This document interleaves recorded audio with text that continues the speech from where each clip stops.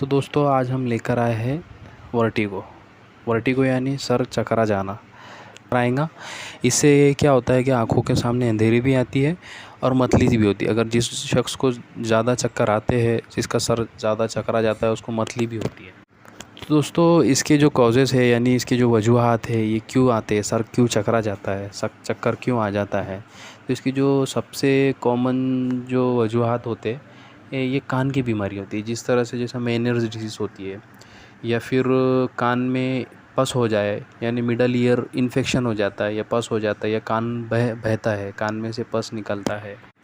और इसकी वजूहात ये भी होती है कि पोजीशन चेंज अगर होती है, पोजीशन चेंज होने की वजह से भी सर चकरा जाता है। तो ज़्यादातर तो ये कान की बीमारियों की वजह से भी होता है।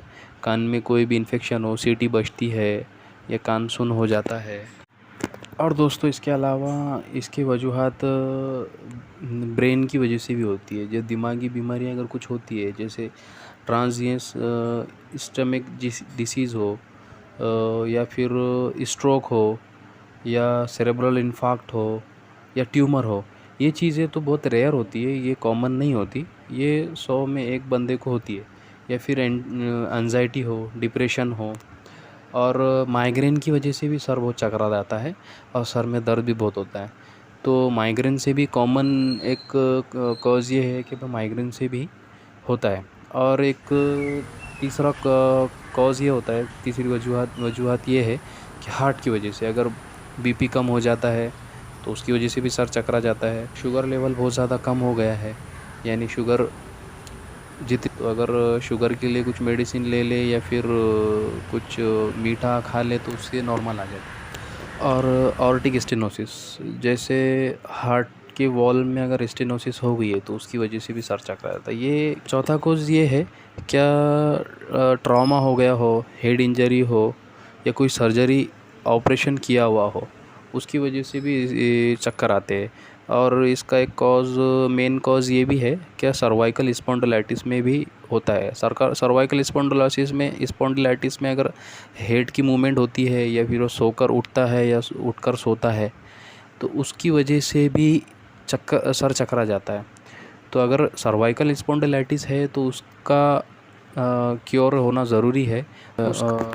रैपिड मूवमेंट ऑफ हेड, अगर सर का कोई तेज़ी से मूवमेंट करता है या तेज़ी से सर को हिलाता है तो उसकी वजह से भी सर बहुत चकरा जाता है। एलोपैथिक की बात की जाए तो एलोपैथिक में वर्टिन टैबलेट दे सकते हैं।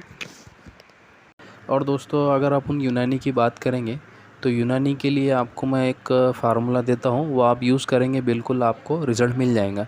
चाहे आपका ईयर डिसीज़ हो या फिर सर्वाइकल स्पॉन्डिलाइटिस हो या मूवमेंट की वजह से हो। तो दोस्तों आज आपके सामने नुस्खा हाजिर है। आपको लेना है खसखस 4 ग्राम, आपको लेना है धनिया 4 ग्राम और आपको तीसरा लेना है बनोले की गिरी 4 ग्राम और चौथा कंटेन है नर कचौर, आपको लेना है 4 ग्राम। इन चारों दवाओं को अच्छे से बारीक कर ले और उसको मिक्स कर ले। मिक्स करने के बाद 4 ग्राम सुबह 4 ग्राम शाम को। अगर ज़्यादा सर चकराता है, चक्कर ज़्यादा आते हैं तो आपको 3 टाइम भी ले सकते हैं। तो दोस्तों इसी तरह के फार्मूले और इसी तरह के मुजर्रब फार्मूले हासिल करने के लिए आप चैनल को लाइक सब्सक्राइब बिल्कुल करें और शेयर बिल्कुल करें। शेयर करना ना भूलें।